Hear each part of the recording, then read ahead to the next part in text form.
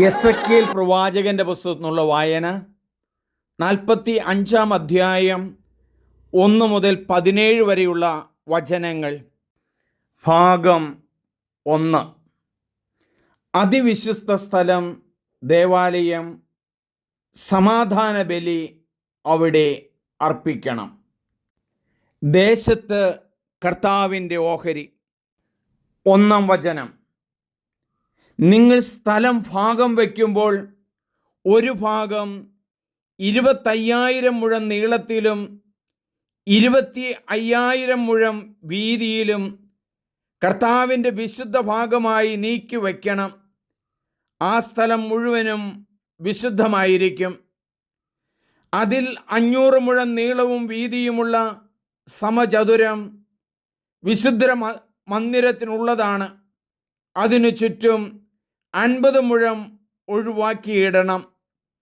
വിശുദ്ധ മേഖലയിൽ 25,000 മുഴം നീളത്തിലും 10,000 മുഴം വീതിയിലും അളന്നു തിരിക്കുക.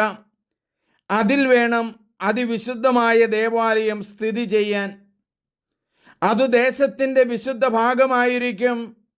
ദേവാലയത്തെ ശുശ്രൂഷിക്കുന്നവരും കർത്താവിനെ ശുശ്രൂഷിക്കാൻ വേണ്ടി അവിടത്തെ സമീപിക്കുന്നവരുമായ പുരോഹിതന്മാർക്ക് വേണ്ടിയായിരിക്കും അത്. അവിടെയായിരിക്കും അവരുടെ ഭവനങ്ങളും ദേവാലയത്തിനുള്ള വിശുദ്ധ സ്ഥലവും. 20,000 മുഴം നീളവും 10,000 മുഴം വീതിയുമുള്ള ബാക്കി ഭാഗം ദേവാലയത്തെ ശുശ്രൂഷിക്കുന്ന ലേവ്യർക്കുള്ളതാണ്. അത് അവർക്ക് വസിക്കാനുള്ള നഗരത്തിനു വേണ്ട സ്ഥലമാണ്. വിശുദ്ധ മേഖലയോട് ചേർന്ന് 20,000 മുഴം നീളത്തിലും 5,000 മുഴം വീതിയിലും നഗരത്തിനായി സ്ഥലം നീക്കിവയ്ക്കണം. അത് ഇസ്രായേൽ ഭവനത്തിൻ്റെ പൊതു സ്വത്താണ്. രാജാവിൻ്റെ അവകാശവും ചുമതലയും. വിശുദ്ധ മേഖലയുടെയും നഗരസ്വത്തിൻ്റെയും ഇരുവശങ്ങളിലായി അവയോട് ചേർന്ന് കിഴക്കും പടിഞ്ഞാറുമായി ഒരു ഗോത്രത്തിൻ്റെ ഓഹരി സ്ഥലത്തോളം നീളത്തിൽ രാജ്യത്തിൻ്റെ പടിഞ്ഞാറേ അതിർത്തി മുതൽ കിഴക്കേ അതിർത്തി വരെ നീണ്ടുകിടക്കുന്ന സ്ഥലം രാജാവിനുള്ളതായിരിക്കും. ഇസ്രായേലിൽ ഇതു രാജാവിൻ്റെ സ്വത്തായിരിക്കണം. എൻ്റെ രാജാക്കന്മാർ എൻ്റെ ജനത്തെ ഒരിക്കലും പീഡിപ്പിക്കരുത്. ഇസ്രായേൽ ഭവനത്തിന് ഗോത്രങ്ങൾക്ക് അനുസൃതമായ സ്ഥലം അവർ വിട്ടുകൊടുക്കണം. ദൈവമായ കർത്താവ് അരുളി ചെയ്യുന്നു, ഇസ്രായേൽ രാജാക്കന്മാരെ മതിയാക്കൂ. അക്രമവും പീഡനവും അവസാനിപ്പിച്ച് നീതിയും ന്യായവും നടത്തുവിൻ. എൻ്റെ ജനത്തെ കുടിയിറക്കുന്നത് നിർത്തുവിൻ. ദൈവമായ കർത്താവ് അരുളി ചെയ്യുന്നു. ശരിയായ ത്രാസും യഫാത്തായും ബാത്ത് നിങ്ങൾക്കുണ്ടായിരിക്കണം. യഫായുടെയും ബാത്തിൻ്റെയും അളവ് ഒന്നായിരിക്കണം. ഹോമറിൻ്റെ 1/10 യഫ. ബാത്തും ഹോമറിൻ്റെ 1/10 തന്നെ. ഹോമറായിരിക്കണം അടിസ്ഥാന അളവ്. 1 ഷെക്കൽ 20 ഗേര ആയിരിക്കണം.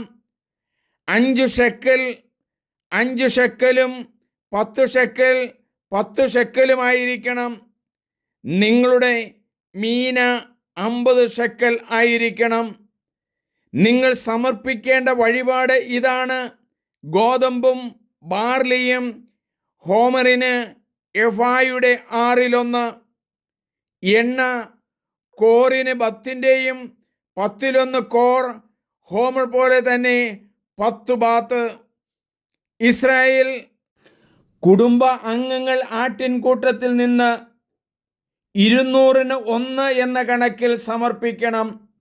ഇത് അവർക്കു വേണ്ടി പരിഹാരം ചെയ്യാനുള്ള ധാന്യബലിക്കും ദഹനബലിക്കും സമാധാന ബലിക്കും വേണ്ട കാഴ്ചയാണ്. ദൈവമായ കർത്താവ് അരുളി ചെയ്യുന്നു, ഇസ്രായേൽ രാജാവിൻ്റെ കയ്യിൽ ജനമെല്ലാം ഈ കാഴ്ചവസ്തുക്കൾ ഏൽപ്പിക്കണം.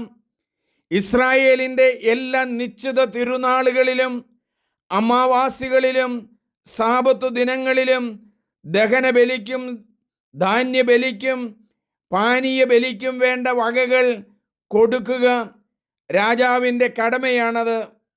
ഇസ്രായേൽ ഭവനത്തിൻ്റെ പാപപരിഹാരത്തിനു വേണ്ടി അവൻ പാപപരിഹാര ബലികൾക്കും ധാന്യ ബലികൾക്കും ദഹന ബലികൾക്കും സമാധാന ബലികൾക്കും വേണ്ടത് നൽകണം.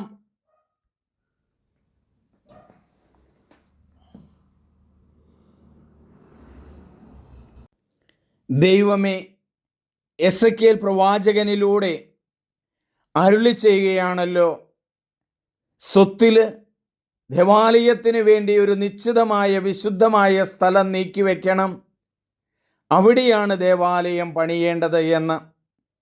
ഇന്ന് ഞങ്ങളുടെ ഓരോരുത്തരുടെയും വീടുകൾ പണിയുമ്പോൾ നല്ല രൂപങ്ങളും നല്ല ചിത്രങ്ങളും വയ്ക്കാനും ഒരു നല്ല മനസ്സ് കുടുംബങ്ങൾക്ക് നൽകണമേ. പരിശുദ്ധാത്മാവായ ദൈവമേ, ഇസ്രായേൽ ജനത്തോട് ദൈവത്തിനു വേണ്ടി മാറ്റിവെക്കാൻ പറഞ്ഞതുപോലെ സ്ഥലങ്ങൾ നമ്മുടെ കുടുംബത്തിലെ വീടിന് വേണ്ടി മാറ്റിവെക്കുവാനായിട്ട്, വീട്ടിലെ പ്രാർത്ഥനാലയത്തിന് വേണ്ടി മാറ്റിവെക്കാൻ മക്കളെ ശക്തിപ്പെടുത്തണമേ. ആമേൻ. ഏറ്റവും സ്നേഹമുള്ളവരെ, നിങ്ങളെല്ലാവരും ഇത് സബ്സ്ക്രൈബ് ചെയ്യണം, ഷെയർ ചെയ്യണം. വചനം വായിക്കും തോറും എത്രയോ അനുഗ്രഹങ്ങളാണ് നമുക്ക് ലഭിക്കുന്നത്, എത്രയോ കാര്യങ്ങളാണ് നമ്മുടെ ഭവനങ്ങളിൽ നടക്കുന്നത്. വചനം പഠിക്കാനും വചനം മറ്റുള്ളവർക്ക് പറഞ്ഞു കൊടുക്കാനുമുള്ള ഒരു ത്വര ഈ മക്കളിൽ വളർത്തണമേ. ആമേൻ.